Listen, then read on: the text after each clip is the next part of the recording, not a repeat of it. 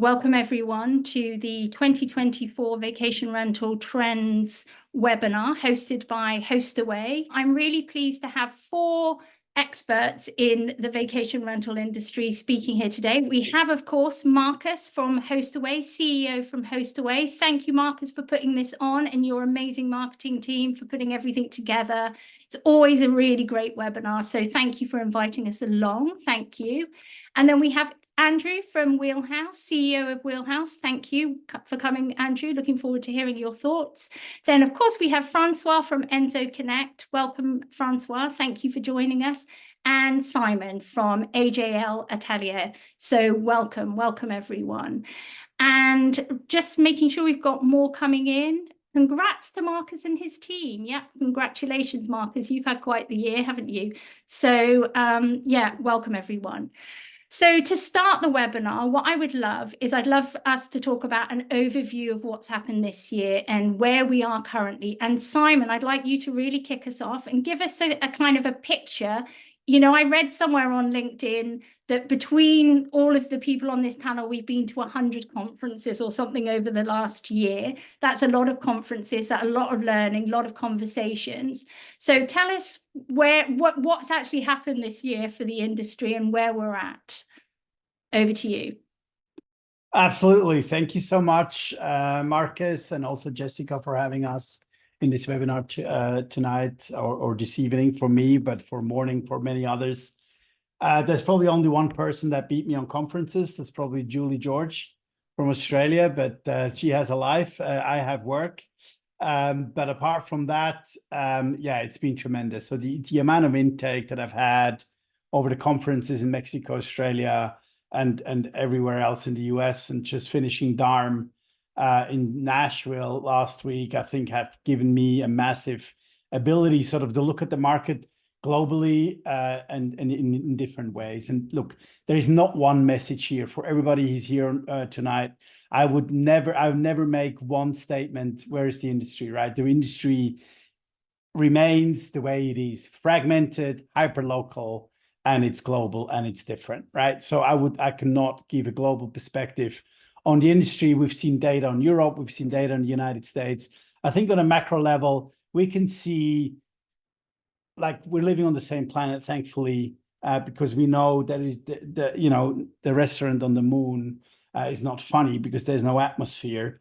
But in the world, we're sharing a common space together. And one thing that we share as a business is it's all the same. So no matter where you go, Australia, Croatia, Latin America, US, and Europe, we're doing vacation rental. We're connecting guests with hosts. So this is no different. And the challenges we're facing with each other are no different. Technology challenges, adoption of technology, et cetera, et cetera. So that's the industry. So no matter where you're from here in the audience, don't worry, your pain is shared by 140,000 other property managers around the globe. And you don't think you're unique in terms of your guest complaints. Don't think you're unique in terms of your homeowner challenges. It's a unique world across the planet. And that literally came to my final conclusion for this year, having been in this industry for 20 years. On a high level, what happened in 23? I think I want to raise the first point I want to raise is global warming. It's concerning the hell out of me. I'm a father of 5. Global warming and a national disaster had a massive impact on this industry. And I want to start with that. And we need to be super mindful of that. We have seen massive shifts. Southern Europe is losing. Northern Europe is winning just because it's too hot to travel. And I've addressed that in Nashville with Jamie Lane from AirDNA last week as well. And we see definite shifts. Second, AI, we're going to talk about that, has changed everybody's life. And it hasn't, well, you're either asleep or you're going to miss out, right? So, and we have incredible people here with Andrew and also Francois. I saw Francois' speech in Australia, which was mind-boggling to think how AI is going to change this industry. And it's a big word, but for me, it's not a big word anymore. It has changed my life as a consultant, as an industry expert in the way I use it and the way I adapt it. We have spoiled owners, which we need to be super mindful about. The revenues we've seen for the owners for the last 2-3 years has been exponentially. So we need to make sure we're managing great relationship with homeowners, because they've seen revenue that they're probably not going to see for the next 1 or 2 years. And we're going to start a controversial here, because my outlook is not that amazing. We have seen softening in the market. ADR has come down. Literally, we've seen the numbers. We have statistics. ADR has come down. RevPAR has come down. Occupancy has come down. Supply has surpassed demand. What happens? The market starts to soft. We have seen a lot more investors coming in. 5 years ago, we've never seen a private equity firm in a vacation rental firm. And trust me, when Hostaway went to market, AGL got extremely busy. So, we have seen totally different dynamics in this market. So the financial market has a lot of interest in our industry, and they need to wrap their head around fragmentation and everything else. We have a lot of political unrest. For everybody to know, I'm based in Zurich, Switzerland, and we have geopolitical challenges, right? I mean, last year we talked about inflation. We talked about a recession. Marcus pushed back very heavy. I remember it was yesterday. It's already 12 months ago. And it's super cool to be back here again to have these conversations. But we need to, in the meantime, we have now 2 wars going, and not just one, that will have potentially a massive impact on oil prices, on many different things. We have a war in Ukraine and Russia. We have a war in Israel and Gaza and Palestine, and that's just not good for us, and we need to be mindful of that. Thank you, Simon. That's a whole lot of information there, and a lot of it we're going to cover. We're going to look at AI. We're going to look at the geopolitical climate. We're going to look at climate change. We're going to look at owners, all of that through today's topic. And I just want to remind the audience that if you've got a question, just put it into the Q&A, and we will get to answering it as best we can. And if you are a manager and you want to put into the chat what you have found the most challenging about 2023, feel free to just put that in the chat. It'd be really interesting to see what everybody has felt about 2023 in terms of challenges. So back to this year and what we've just had. Andrew, can you give us a little bit of a flavor from your perspective of 2023? Yeah, it's interesting because again, the panel here went to a lot of conferences, and we get the pleasure of speaking to a lot of businesses out there. I think the interesting part for me, my rough breakdown is that roughly 80 to 90% of operators are a little bit nervous about 2024. And I think there are areas of strength and areas of certainly weaker areas. On the supply side, we're probably going to see, so we'll talk about supply, demand, and booking window as like 3 things generally to be thoughtful about. But everything I'm going to share, Simon's exactly right. Our whole category is very local. So like I rarely talk about macro trends with any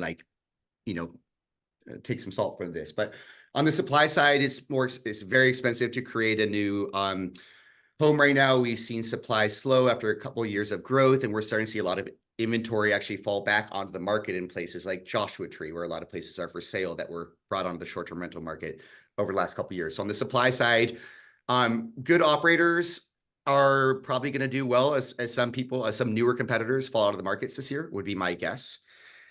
On the demand side, generally, I would say RevPAR seems to be off about 10% for folks. So if you're in that range, like that's normal, to be expected. And the most general stat you can throw there is like the smaller places, 1 and 2 bedrooms, are actually doing better at kind of maintaining that RevPAR than the larger places. And then the booking window almost everywhere is shrinking, is compressing, right? And I don't know if that's because more people are going back to office, or kind of this, like the heyday of post-COVID travel is slowing down a little bit. But generally booking windows are shrinking. So people are still getting that RevPAR in the smaller places, but it's coming a little closer to the stay date. So those are the most broad trends we're seeing.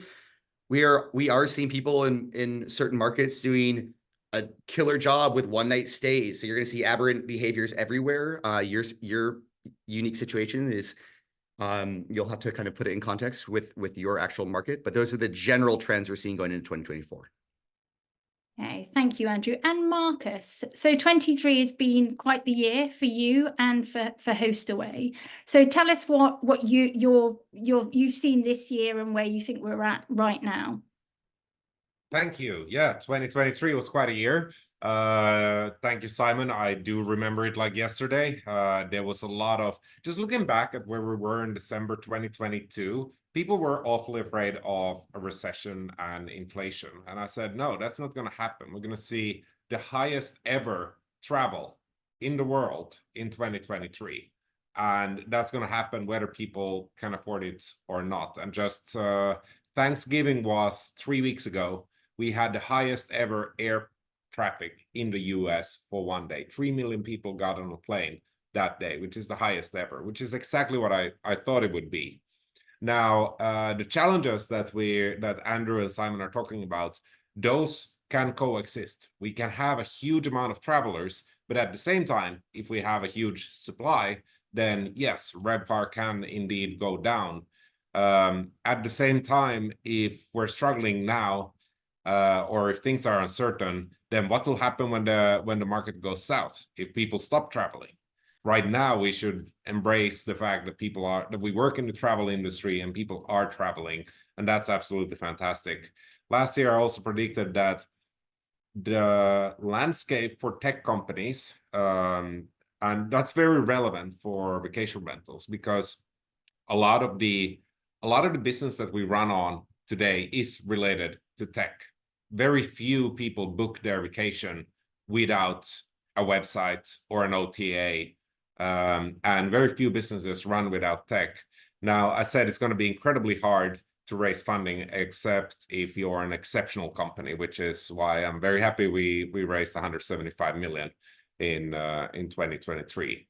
Overall, the market as a whole, just like travel, has grown. If you look at the earnings of Airbnb, Booking, and Expedia, they all have record high revenues, and those are really the ones we should be looking at, the revenues, because that shows overall how good is the market. And it's a good reminder that even though competition isn't great for people who are already established in a market, it is important that our sector remains big, because let's say vacation rentals were declining, the overall revenues, and hotels were going up.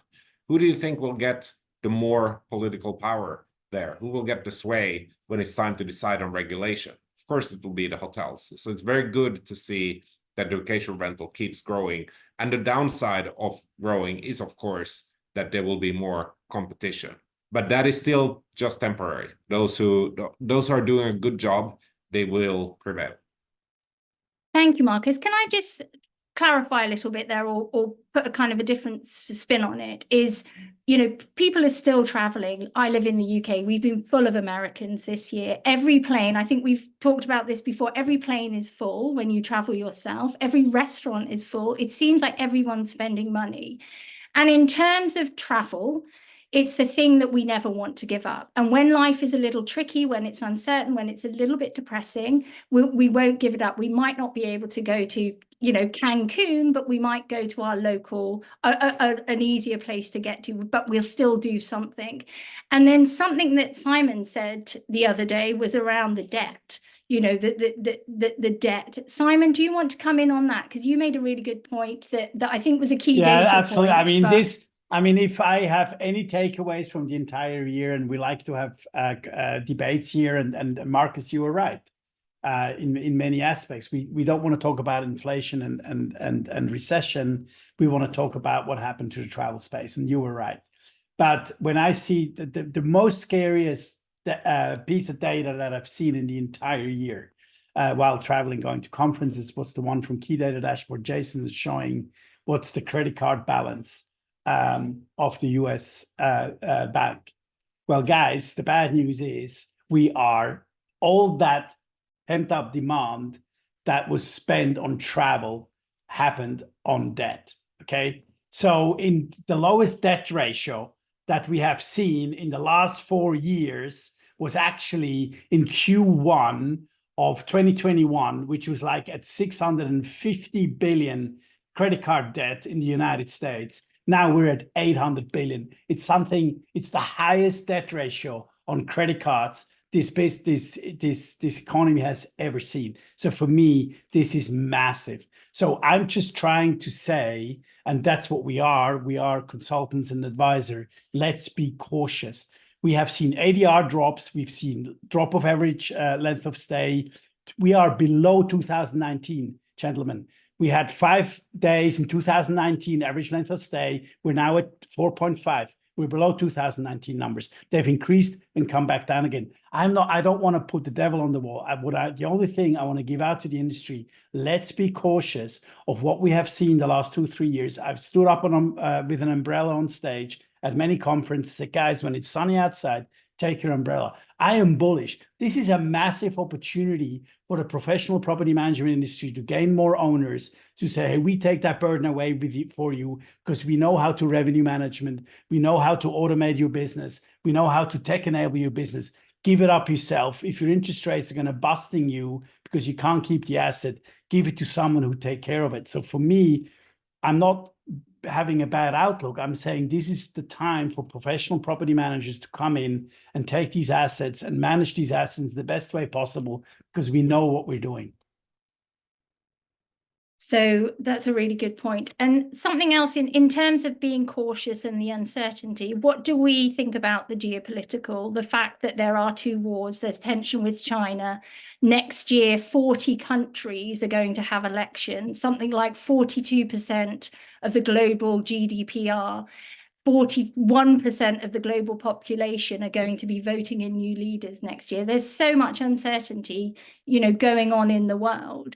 What did you think there'll be an impact in terms of for short-term rentals in the day-to-day of management? Or do you think it's the kind of thing we can just, not be worrying about or thinking about? Who wants to answer on that?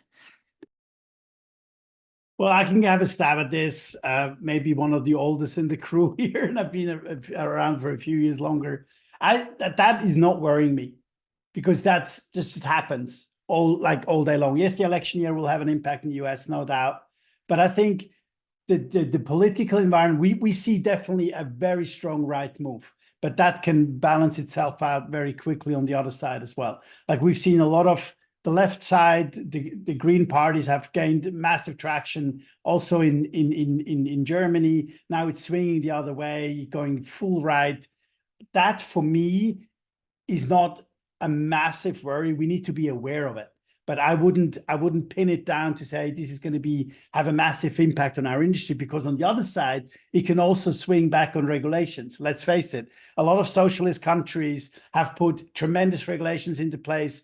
Portugal, Spain is talking about Catalonia is making illegal to rent within the next 5 years. No tourist license anymore. This is driven by a socialist government. So I'm not taking a political stand here. What I'm saying is we need to be mindful of what is happening. We as an industry need to engage in lobbying and regulation conversations, but this can go either way. So that is not something I would pin it down. Okay. Marcus, did you want to say anything on that? Yeah, I wanted to counter Simon. I actually had to check up the credit card debt because it sounds incredible, 800 billion. It's I got bad news. It's actually over $1 trillion already in Q3. But do so keep bad to Jason. but do keep in mind. Let's just break it down. How much money are we talking here? How many hours do you need to work at McDonald's to pay off that debt? It's around $250 per person. Now, if you think about how many plane tickets can you buy for 250, not many. What about your vacation rentals? How many nights can you rent for 250? Well, not many. And if, let's say, the average person booked a plane ticket and took a vacation, well, probably not. But even then, that credit card debt is pretty small. 250 doesn't sound like an alarming number to me. I think one of the reasons why this industry, especially the data in the US, is showing us down is that there has been a dam bursting of exactly what was said here earlier. Americans going to Europe. I know there's a lot of people in America that didn't go in 2020, they didn't go in 2021, maybe not even in 2022, but they have made up for it this year, which means that there have been less tourism in the US. At the same time, the exchange rate, it hasn't been cheap for Europeans that normally would go to the US. Hasn't it been cheap this year? So this is why we see a softening in the rates in the US. This is one contributor, but we don't see the same thing in Europe. Yeah. Thank you. I want to move on now. And this time last year, we would not have seen a post in the chat from, "Hi, I'm an AI assistant helping Daniel take notes for this meeting." Like, we would not have had that. We now have it. We've all seen it. It's really kind of common now. We've all got our little AI assistants, Fireflies, whatever. Enso, Connect, Francois, I'd love to you to come in on this and talk to us a bit about what you predict AI will do for the industry next year. Remembering that actually, can we talk also about the kind of the things that we'll understand as well about how it will impact business? But I'm going to let you start with this, please, Francois. Absolutely. And I'm actually going to use a quote from a good friend, Evan, from a company called Adaptive, who says, "Those who use AI will outperform those who don't." And I think, I don't know if he's the one who put out this quote, because I've seen it in a few other contexts, but I'm going to give him full credit for it. I think that's what we're going to see as a trend for 2024, both on the software vendor side of things, as well as the property managers. We're already seeing a peak of interest in figuring out how to leverage AI in your business. I think it's still a bit of a black box for a lot of people. It's a buzzword. It sounds interesting. It sounds like it could solve a lot of problems, but it's not clear yet how. And I think what we're going to see as a trend is normalization of data between systems, which will give more visibility to property managers. So we've talked a lot about fragmentation. We've had an amazing graph from both Wheelhouse and AJL on sort of all the different players in the space and so on, and the complexity of the vendor space.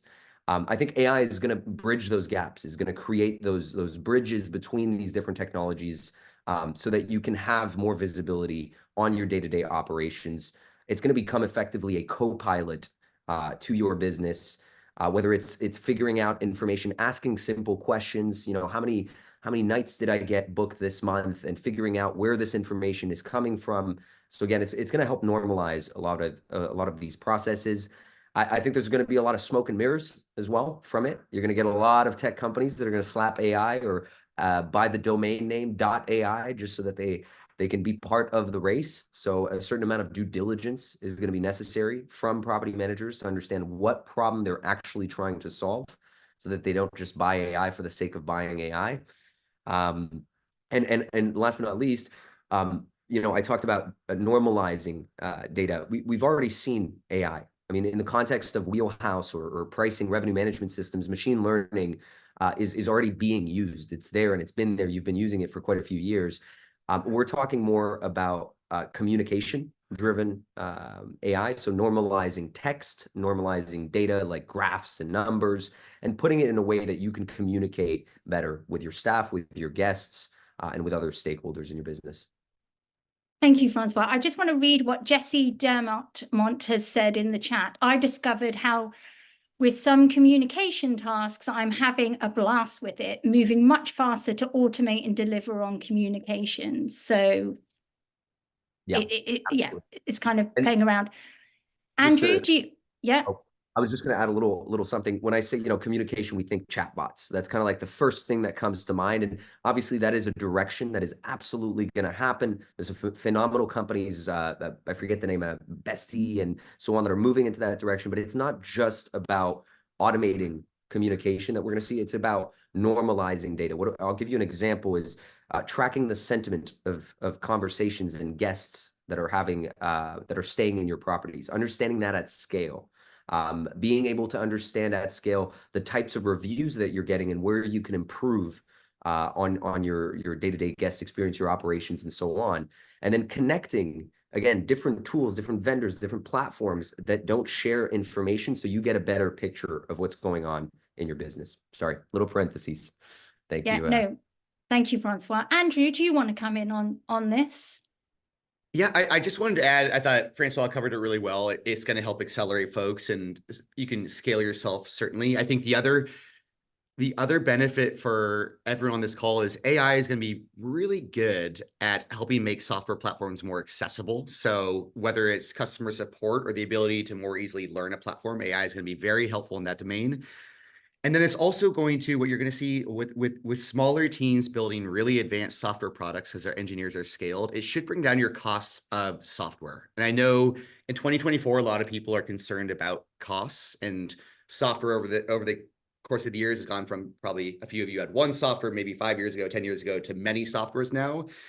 It's going to be part of your cost conversation forevermore, but smaller teams building better software that you can use is ultimately very beneficial for your business. So it's a excellent new era of technology that is pretty interesting. Marcus. Okay, I'm going to bring these guys in, but first we're going to do a little poll and just ask the audience how they're using AI, if they are, in what areas of their business. So we've got a poll that will come up, but we can keep talking while that poll happens.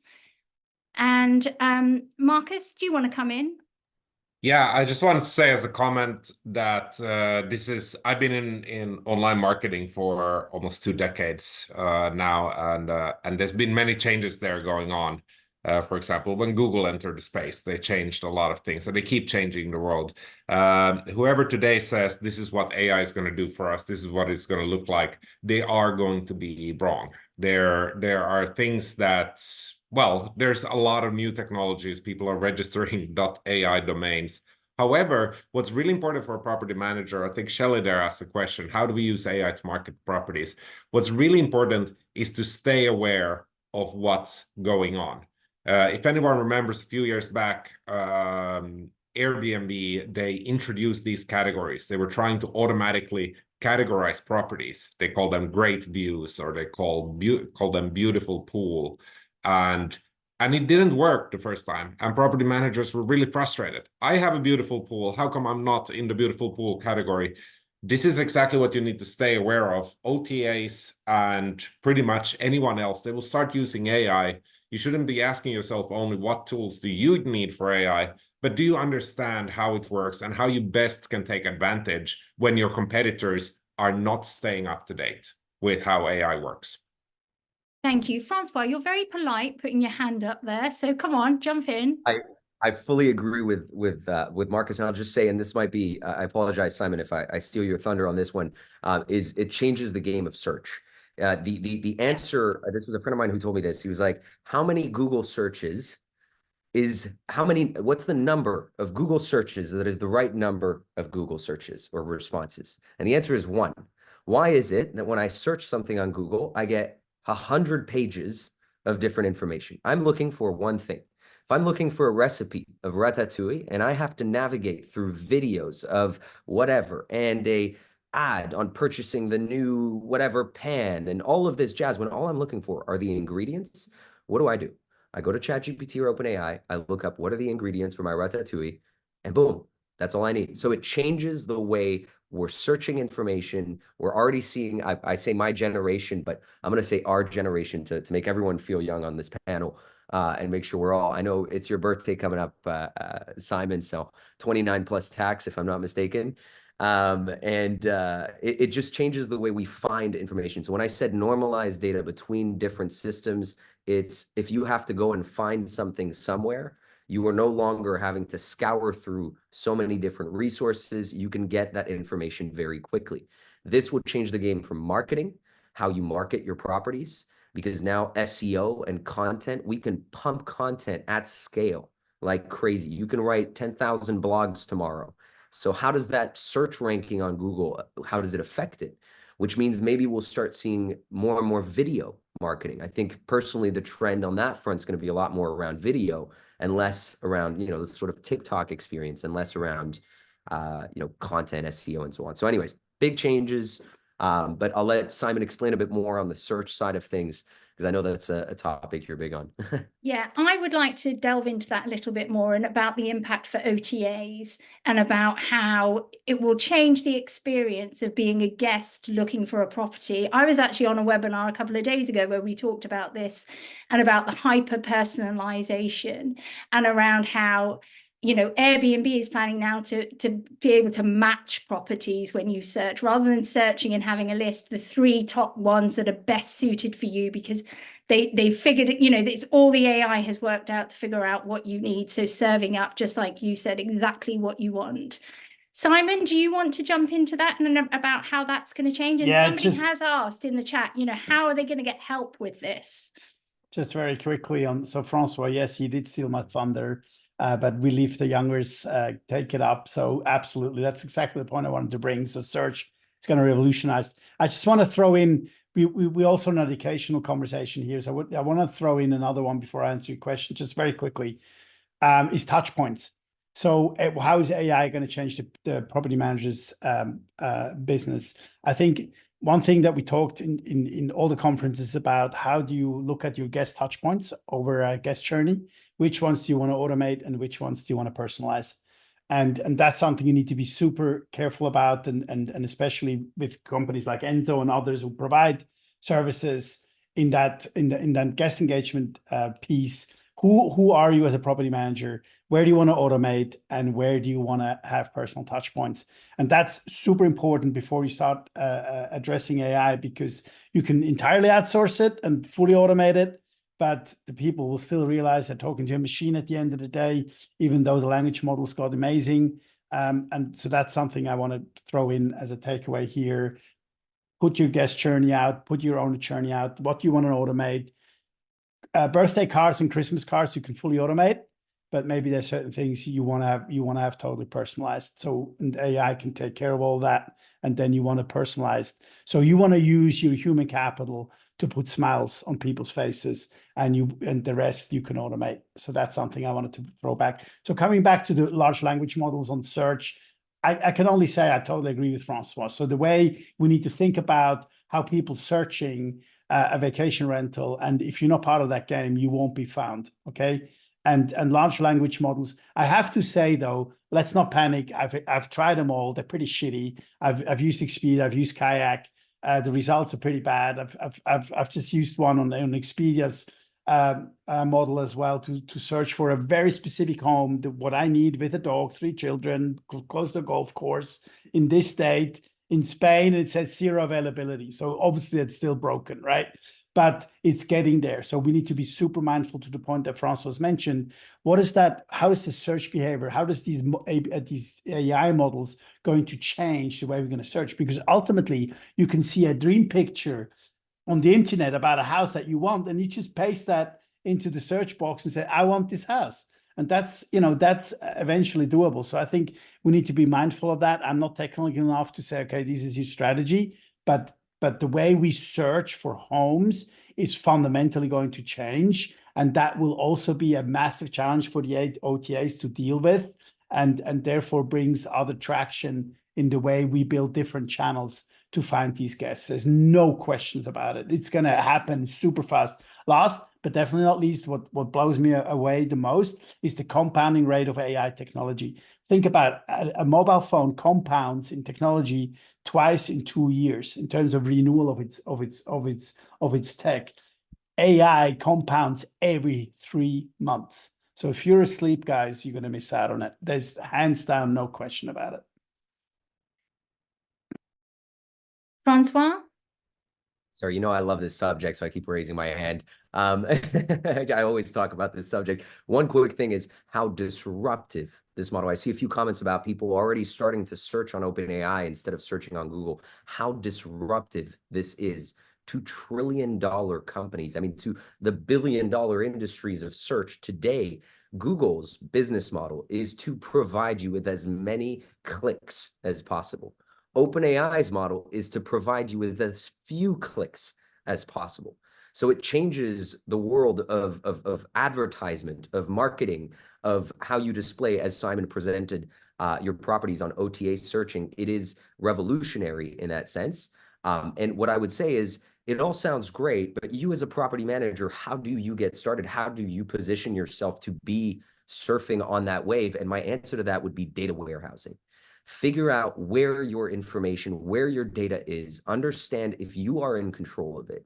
or if a system is in control of it and you can't export that data, you were stuck with all of this sitting here. And if you ever decided to switch that system, goodbye to all of your data. Your data is what makes your property management a digital one, but also is what you should almost add to your, potentially not, but to your balance sheet. Like it's got a certain value to it. So figure out, in order to start preparing for that wave, and be surfing when it's cruising while others are drowning, figuring out how to automate basic booking confirmation messages, I would really recommend thinking about how you're centralizing that data.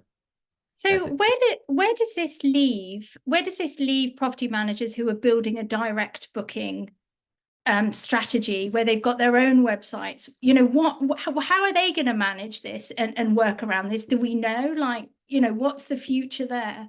Who wants to jump in there and help us out? Can I hop in on that front real quick? Yeah, Andrew, then Marcus, please. Cool. I mean, what Francois is articulating is an existential threat to OTAs, right? Does anyone here love paying OTA fees? No way, right? Well, people go to OTAs like Airbnb because they help you narrow down where you go to find a great property. Well, if it takes you time to search, and if that search can be replaced by a machine that's going out and finding you properties and bringing them right to you, what value does an OTA have? This is an existential threat. And if you did have a direct site, that machine can just as easily search and find you as it can go to an OTA. So I think this is a really big shift. I think it will value direct bookings because you will be more discoverable by machines. And that's just a crazy cool opportunity. It should, over time, degrade an OTA's ability to take fees from your business. So really big, interesting shift. Marcus, can you add in here, please? Absolutely. That's a great point, Andrew. But keep in mind, these machine learning models, they take data from many different sources, and they tend to go by the most reputable and big ones first. So if you don't have your own website, you should probably have one. But if you're not listed on all the OTAs, and if you don't have the relevant data in there, you need the nice pictures in all of them, and you need the right description. Simon's golf course and room for 3 children. That's what you need everywhere. That's how the machines will find you. I just wanted to mention, because I find the subject super interesting, that is not all innovative and great. This is we're going to see the beginnings of a revolution over the coming years. This is a way for companies. AI will allow them to basically be more efficient, which means less jobs. So, and the tech space is going through that right now, where most tech companies are either not hiring or not giving raises, not giving promotions, or they're letting people go. And there's one single reason for that, and that's AI. The fact that a lot of hires that are typically done are not done for the needs of today, but the needs of tomorrow. But now the needs of tomorrow and how to fulfill them is all unknown. And a lot of those needs are going to be fulfilled by AI. I'm just mentioning this because if your primary traveler target group here happens to be tech workers, then you may want to think again and see, can you attract other types of travelers? Thank you, Marcus. We've got a really important comment that just came into the chat that I have to read out. If there was a contest for who wears the best t-shirts during webinars, Marcus would win 100% of the time. So there you go. That was really important. Needed to say that. I mean, there is so much on this topic. There's something that kind of makes me nervous when people say they're searching in ChatGPT, is that it's not accurate. You know, the information that comes back really is not accurate. It does make things up. So it does, it does worry me that, but you know, I'll leave that. I think we need to kind of move on now. And one of the topics that we've touched on earlier is about supply and about how there is much more supply. And Hostaway, Marcus, you recently did a trends report that talked about competition as being the biggest challenge that property managers have faced this year. Somebody also earlier in the chat said, what about the hotels? We're seeing, you know, or Marriott coming in. There's all sorts of hotels that are doing service departments. apart hotels coming into the space as well. Obviously, we had Marriott for a while, but we're seeing more, and I know that there are more in the pipeline. So let's talk about supply, and then we'll move on to owners as well. So who wants to go first on what's going to happen next year with supply? I can quickly preface by just saying we're going to stop seeing amateur property management, and we're going to start seeing more and more professional property management. I think the days of just putting Airbnb up, and there will be exception markets, like Paris, for example, in the summer. All my friends are putting up their little one-bedroom studio apartments online just so they could cover rent for the next 4 months, because Americans are coming to see the Olympic Games, and they figured, why not get out of the city and make some money? So we'll still see that trend that the vacation rental, specifically Airbnb, has fostered. But we're seeing more and more professional operators, people building their own companies, their systems, their processes, in-housing their cleaning staff, thinking about how they scale. And scale being not, for every new property I add a new staff member, but rather how do I make this really a scalable management business? So we're going to see a shift from I'm just going to run a few properties and be a co-host and make some money on the side to I'm a professional business. I'm trying to drive revenue. I'm trying to drive a brand awareness. I know who my guests and audience are, and that would be my push for that. But yeah, I would totally agree with you on that, Francois. I think one thing we need to be realistic about is that only 20% of total supply is professionally managed. So we see still massive long tails. And I believe this, as I said at the beginning, this is opportunity in terms of supply, that the professionals are going to win, because I also think the professionals have a better chance to stand regulations instead of the individual. We've seen that in New York and any other places. So the professional management industry needs to win supply. It's very hard, Jessica, to give a standard answer across the globe what is happening to supply, because every market is different. But the other thing I would like to add is that we're seeing in our work as consultants is that the supply is converging faster and faster. Hotel inventory, corporate housing, STR, and that is great news, because I love that, right? So it's going to be more institutionalized as well. We're seeing more capital coming into the STR space to institutionally own the business as well. I never think that we will see massive chunks of institutional owned short-term rentals, never, because it's just very difficult to scale. But we see a shift in how the supply is being managed. There was a big discussion last week in Nashville on purpose built, especially in the United States. That's great. That works super well. Hotels are wrapping their heads around. In Europe, you see a lot of conversion from 3-star hotels into multifamily housing with flexible living, STR, long-term. So I think we in 24, as things get more challenging for all hospitality verticals, we see further, when we talk about supply, we see further convergence on supply. So what I'm predicting is that STR, institutional investor, corporate housing, and hotels will even get further together from a supply standpoint. Thank you. What about the Airbnb friendly buildings in the multifamily? Do you guys know much about that? Think much about that? I can speak to that. So the Airbnb friendly buildings you're talking about, where people can rent but also easily list their home on Airbnb, or list their apartment on Airbnb, right? So Airbnb has been working for years on supply creation, particularly in urban areas,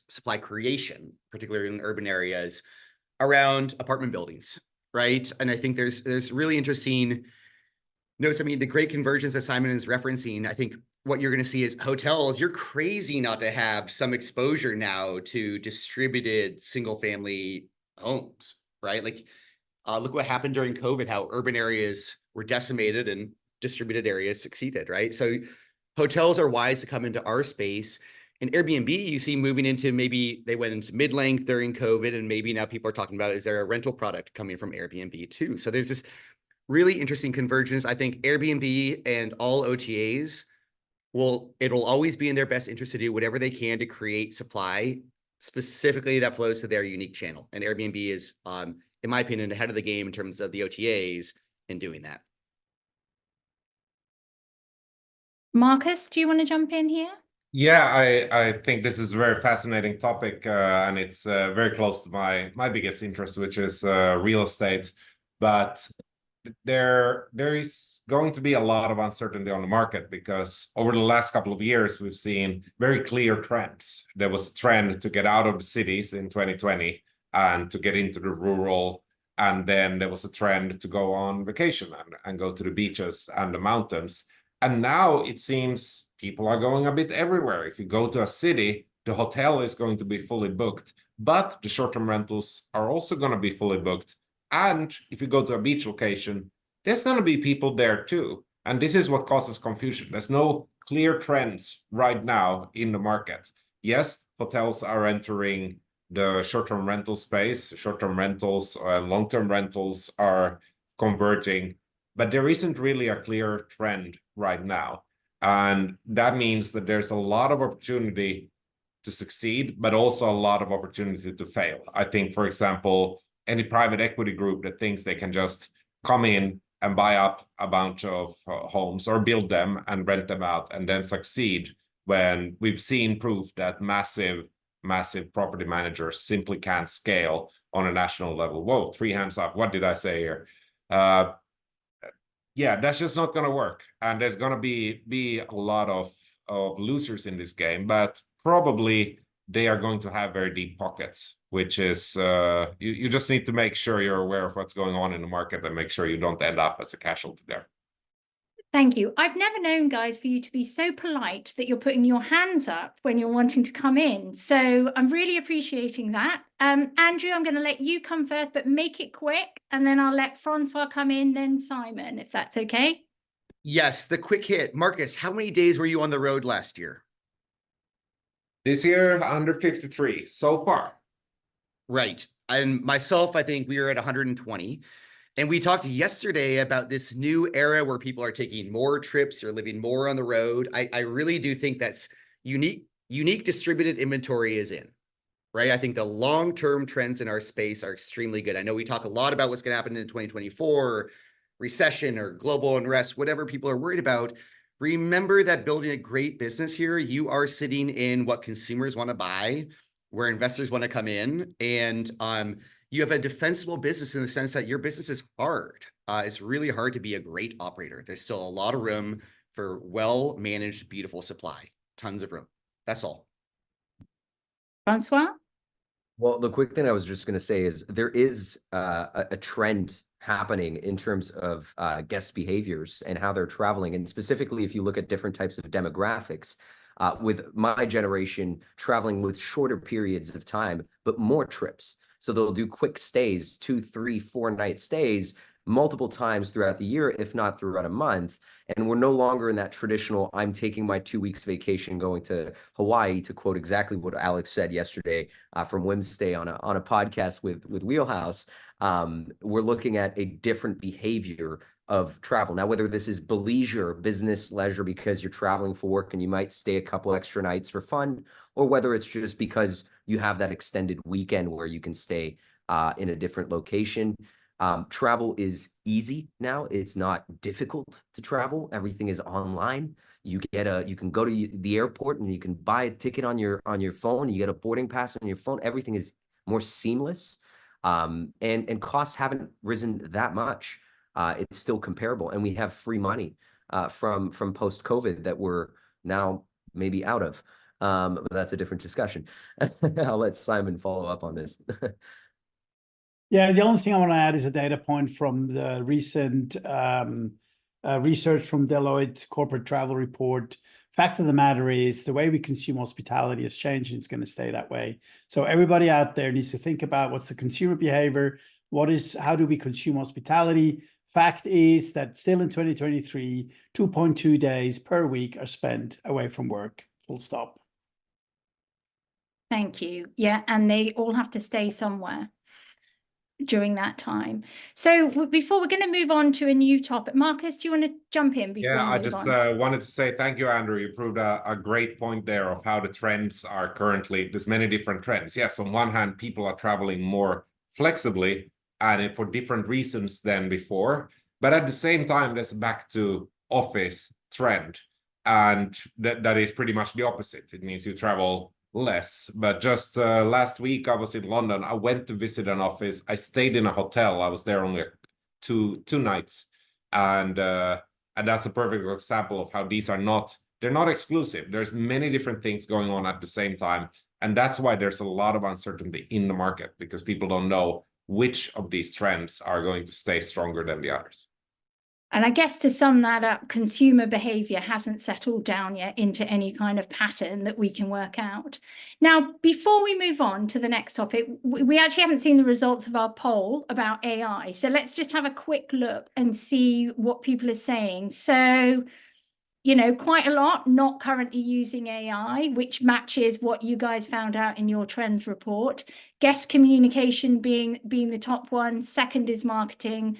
Third is research and business intelligence, and then operations. So, okay, that's interesting. Now, moving on, and I know that when we spoke yesterday, and also just from having different conversations with all of you, really, one of the key themes, predictions for next year is love your owners, look after your owners, because that's, you know, really that's the most important relationship that you have. And can we talk a little bit more about that, about owners? And actually somebody put in the chat also, Greer Cooper said, is there a way to prospect properties with operators are wanting out? Now I realize I've just given you two things here. So one is that some managers might be tired and wanting to leave. It's been a really difficult year. Next year is also going to be challenging. So we've got that potential for getting inventory. But then the other is about looking after owners and really developing those relationships. So Simon, I'm going to let you jump in on here and tell us what you kind of predict on both those fronts for next year. Yeah, I'll try to keep it short, running time. And, you know, managing 4 alpha animals is challenging. Jessica, you're doing a great job. So number one, most quoted quote this year from Jason Sprinkle, made in May: if you don't have owner relations, you need to build them now, otherwise you lose the game. And it's just proven itself. So be transparent. Homeowners have been spoiled. We have a lot of spoiled homeowner, which I talked about in the opening note. And you need to be transparent so they're not feeling. So you make them part of the game. Use data points. Use Wheelhouse's data. Show them what is happening out there, and just be totally transparent and build this relationship. You know, homeowners don't want to be pulled over the table anymore. They want to be transparently spoken to when things go down, because otherwise your churn will go through the roof. So 2 things. We will see churn definitely go through the roof. We still have markets like Croatia who use 5 property managers for 1 unit. So that's the other side of the equation. So there's nothing exclusive because of that purpose, and that's a cultural thing. So I think so total transparency, make the owner part of your game. That's the second. I totally agree with you. I spoke to many people in Nashville, also to others who do M&A and see the market in different lights as we do. This is going to be a massive year on M&A. We see probably massive churn rates that we have never seen before. There's a lot of distressed assets. There's people who are tired, to your point, Jessica, who will sell their business. And we're seeing it inbound as we speak. Even today, I just had a call who said, hey, I want to get out of this game, even though the prices might be a little bit lower. And hey, that's a huge opportunity. So for any hungry people, younger people, like Francois' culture generation, these guys are hungry. This is now a downturn. This is a massive opportunity. Ramp it up, buy some businesses, change the way you run these. I mean, we're consulting businesses who have been in the business for 30 years. Every step of their process is manual. It's crazy. So, and they're tired because technology is challenging. This is challenging. Everything is challenging. We have all the solutions to run a smooth business. So I think we will see some generation changes as well, and we'll see massive M&A activities in 2024. Thank you, Simon. Looks like you might have a customer in the chat there too. So go and head over and look at that. So Marcus, tips on how managers can really love on their owners this year and really focus on that. Do you want to share something with us there? No, I just wanted to thank Simon for pitching why everyone should use Hostaway as the property management system. That's exactly why. The property owners, they are facing a lot of uncertainty. And one thing that we didn't quite discuss here is sustainability. There's a lot of things. I was 2 weeks ago in Madeira, and they were struggling with their forest fires. Now, that's not only Madeira, that's a lot of different places. At the same time, we have hurricanes and earthquakes, and you may think these things are not coming to you, but just make sure you're good friends with the property owners before one of those things happen. Another thing that a lot of people will start looking at, I do agree with Simon that spending has gone up and people have been spending too much. I think next year people will start looking at where they are spending. Big companies have already been doing it in 2023. They bought a bunch of different tools and they have been cutting back. They've been deleting everything they don't use. Consumers will start doing it in 2024, and that includes the homeowners. So make sure that when they go through their owner statements, that they understand everything, that everything is transparent. Once again, something that Hostaway can help with. Sorry for the promotion there. This is going to be really important. But most of all, talk to them. Ask them what their plans are. Ask if they're planning to buy new properties. Because a lot of properties are going to change owners next year. Right now, there's a standstill in the real estate market, but we're already seeing interest rates coming down. There's going to be a flood of properties changing hands. Just make sure that you're well positioned for that, and that more properties come to you than the ones you lose. And you can do that by building a good community among your owners. Yeah, thank you. We've also had a couple of comments in the chat about property managers that are finding owners just coming to them.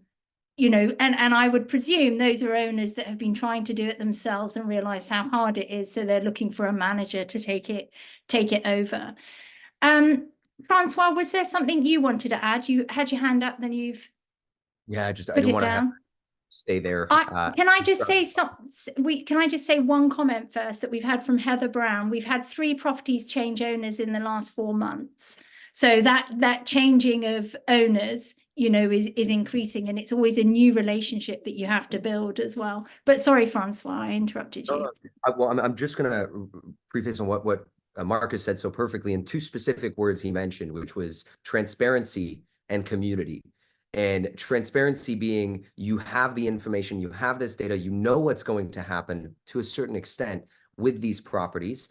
Be transparent about it with these owners. Present them what the new plans are going to look like. You have a 2-sided marketplace. You have 2 customers. You have the guests and you have the owners. And while you could focus on the guests for the past 2 years because you were making the owners so much money, it didn't really matter if they were happy or not, things have changed. And so now you need to reset those expectations. And a little shout out to a friend and customer and property manager in Australia that I got to meet a few weeks back, Tim Mortimer, who actually organizes a not just a webinar, an in-person meetup with his owners, and they get to talk about what they're happy about, what they're not happy about, and so on. So if you're not already organizing a webinar, I'm not saying a webinar with your guests because I think they have other things to do, but a webinar at least with your owners or some sort of community building with those owners, then that's one first actionable step that you can take.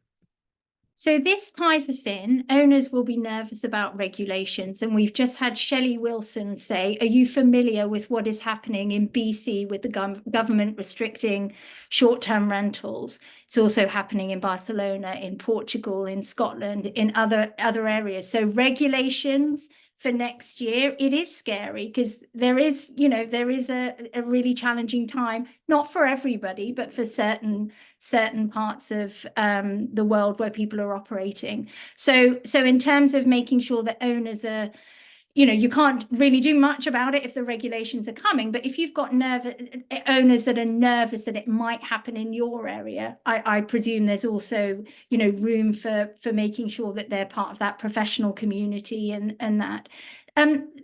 Simon, do you want to put anything on the regulations bit here and particularly how that might link in with looking after owners? Yeah, absolutely. I mean, again, that flows back to the transparency we all talked about. I mean, owners need to know, we need to actively inform, and we need to engage owners as well into regulations need advocacy. Advocacy needs everybody's involvement. We just need to be mindful. I think we have totally underestimated, and that includes us as well, to what regulation can have an impact. At the end of the day, as I said at the beginning, it's moving left and right, also politically. So, one day it can change because, certain laws will be passed through, and then a year later they realize the tourists are not coming, the tourist tax is dropping, and and in all cases it hasn't solved the housing problem, the budget housing problem of any destination, any city around the world. You can take Amsterdam, you can take Paris, you can take London, you can regulate the hell out of it. So I think you need to be mindful about it. You need to inform transparently, and you need to be engaged in all the conversations that are happening about regulations, because the point that I have at the end of the day, hotels are hostile. They want you to check in, stay there for all your stay, spend all your money in a house, and then leave again. STR produces more GDP to the community than anybody else. People shop, they consume, go to restaurants. They just sleep at the STR, maybe cook food they buy locally. So the STR at the end of the day is producing better GDP, creates more jobs than a freaking hotel room. And that's what we're missing in the conversation with the lobbyists. We're not good enough in actually communicating our value proposition to anybody who is involved into this, because the STR business produces more value to a community than a hotel when it comes to employment and everything that happens in the destination. And we need to be mindful of that. We need to talk about that. And we are we're appalling at communicating that message at the moment. Absolutely. So that's fundamental to get that message on local levels, national levels, regional levels, industry-wide levels, getting that message across, not internally to ourselves, but actually to the ones that the decision makers, the influencers of the voting, etc. Now, we've just gone a little bit over time, and we are just going to do a few more minutes. Marcus, though, do you want to come in on that before we get on to the final topic? No, it's okay. No.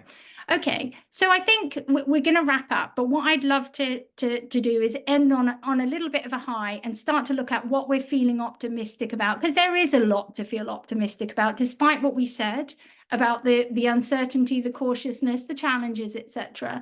So what do you guys feel that we can be really optimistic about going into 2024? Who'd like to go first? I'll hop in.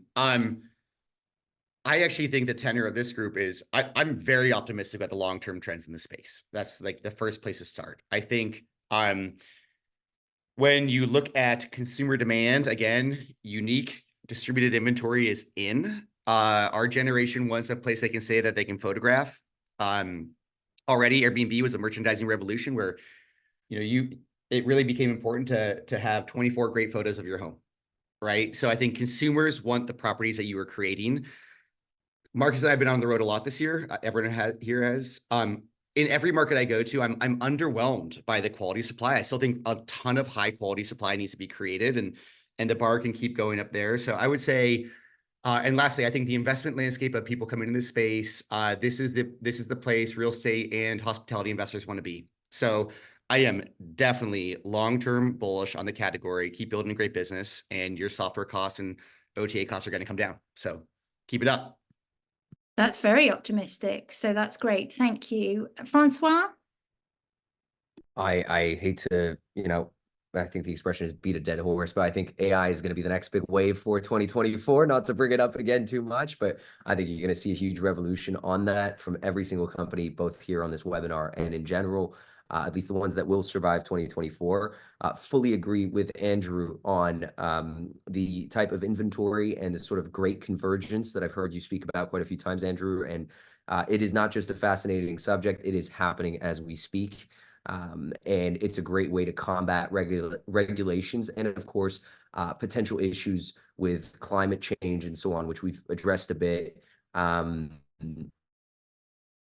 So those would be my two big focus, is really get going with AI, figure out what you need on that front, and then see how you can further diversify to meet a new audience that is coming to stay with your vacation rentals.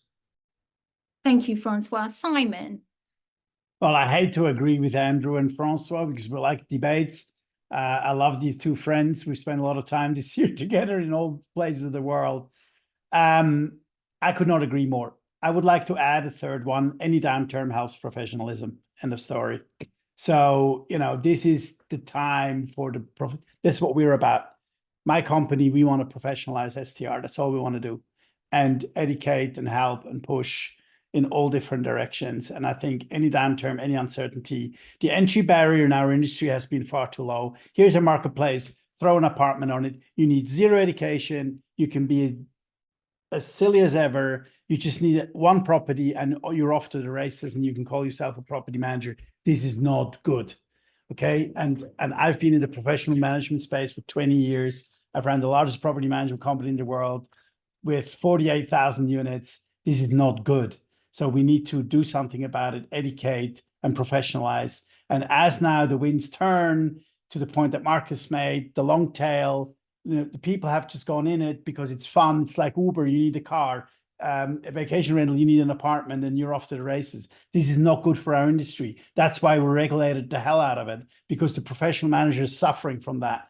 Because anybody who has a bad experience in a short-term rental, the entire industry suffers from it. And no matter if you booked it on booking.com, on Verbo, I won't even mention the other channel. End of story. So we need to be really mindful, and the opportunity for 24, let's continue to professionalize it, tech enable the business, deliver a great consistent product, guest journey, and a good experience, and then we're off to the races. So I totally agree with the opportunism and the optimism that Andrew has shared and Francois. This is going to be a great year, but we need to lift the game. So thank you, Simon. I'd also add the good experience is for the community within where you've got your property, that you're operating your property. So for the neighbors, all of that, it's not just the guest experience, it's the experience for the owner, also for the community, the neighborhood that you're in. And Marcus, last but not least, I'd love to hear what you're feeling really optimistic about for 2024. Well, first of all, to Sergio, who did not hear anything about Latin America, you're one year behind. You should watch just Google for Hostaway 2023 predictions webinar, and you'll find last year's discussion. We talked about Latin America and how massive it's going to be in 2023. What I'm really excited about is I certainly do hope that we get some of this amateurism out of this market and more professionalization. I've stayed in 16 short-term rentals and 3 hotels. Yes, 3 hotels this year. And still, for some reason, you know what to expect in a hotel. Even if it's a moldy shower, that's okay if you pay for that. But in a vacation rental, you can have a fantastic rental, but then in one room, the air conditioning is so loud that nobody can sleep there. I don't understand how this is happening today when people are saying that there's not enough demand, and these are I'm not staying in badly rated properties. I'm staying in good properties. It's just guests don't tell you the full truth. So please go and stay in your properties and see if they're really giving a good experience.